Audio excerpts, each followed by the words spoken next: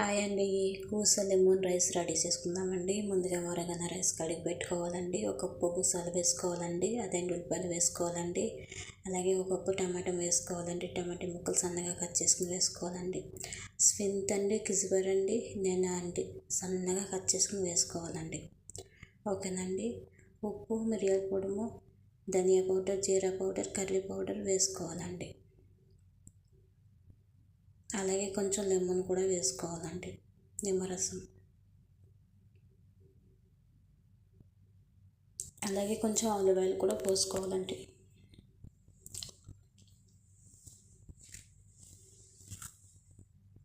చేతికి మంచిగా గ్లౌజ్ వేసుకుని మంచిగా కలుపుకోవాలండి.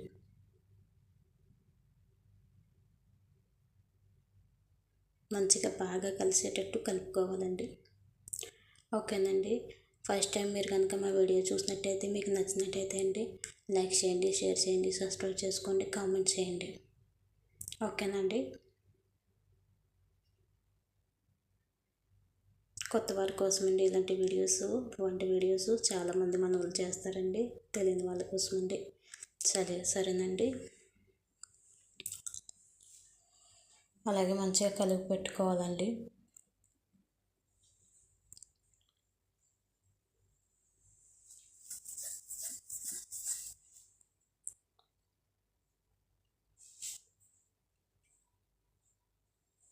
చూడండి, మంచిగా కలుపుకున్నాం కదండి. అలాగే ముందుగా కడుక్కొని హోల్ చేసుకున్న కూసని తీసుకోవాలండి. మనం ముందుగానే కలిపి పెట్టుకున్న రైస్ని అండి కొంచెం కొంచెంగా కూసులో పెట్టుకోవాలండి. ఫుల్గా పెట్టొద్దండి, సగం వరకు పెట్టుకోవాలండి. ఫుల్గా పెట్టినట్టయితే మొత్తం రైస్ మొత్తం బాయిలింగ్ అయినప్పుడు బయటకు వచ్చేస్తుందండి. అందుకని సగం వరకే పెట్టుకోవాలండి. ఓకేనండి.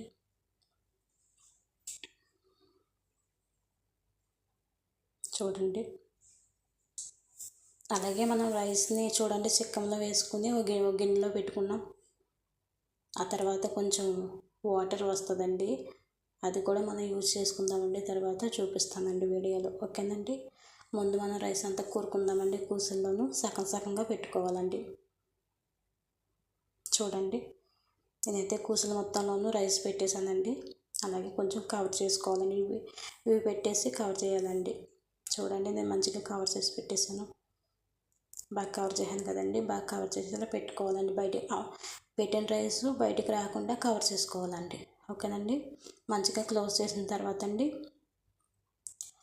ఇందాక మనం రైస్ వడగట్టుకున్నాం కదండి, ఆ కొంచెం వాటర్ వస్తుంది కదండి, దాంట్లోనే అండి ఒక మ్యాగీ వేసుకోవాలండి. ఓకేనండి.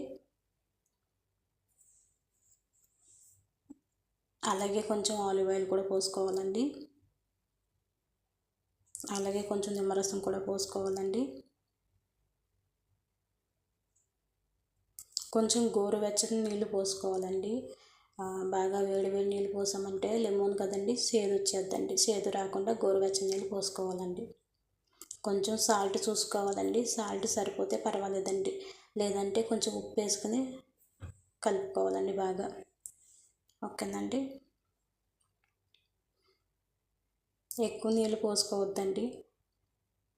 బాయిల్ అయ్యే ముందు రైస్ అంతా బయటకు వచ్చేద్దండి. నీళ్ళు సమానంగా పోసుకోవాలండి. చూడండి, ఇలా సమానంగా వాటర్ పోసుకోవాలండి. ఎక్కువ తక్కువ వద్దండి. ఏమంటే మనకు బాయిలింగ్ అయినప్పుడు అండి రైస్ మొత్తం బయటకు వచ్చేద్దండి. ఓకేనండి. అలాగే కదలకుండా దిగ్గీలు పెట్టుకోవాలండి. ఒక చెక్క లాంటిది కొంచెం బరువు ఉన్నది పెట్టుకోవాలండి. ఇలాంటిది లేకపోతే ఒక ప్లేట్ అయినా వేసుకోవచ్చండి, బరువైన ప్లేట్ వేసుకోవచ్చండి. ఇలా పెట్టండి. ఒక 20 నిమిషాలు మగ్గించుకోవాలండి. దాని తర్వాత ఒక గంట సేపు సిమ్లో పెట్టుకుని ఉడికించుకోవాలండి. ఓకేనండి. ఒక అరగంట అండి కొంచెం హైలో పెట్టుకుని ఉడికించుకోవాలండి. తర్వాత సిమ్లో పెట్టి మగ్గించుకోవాలండి.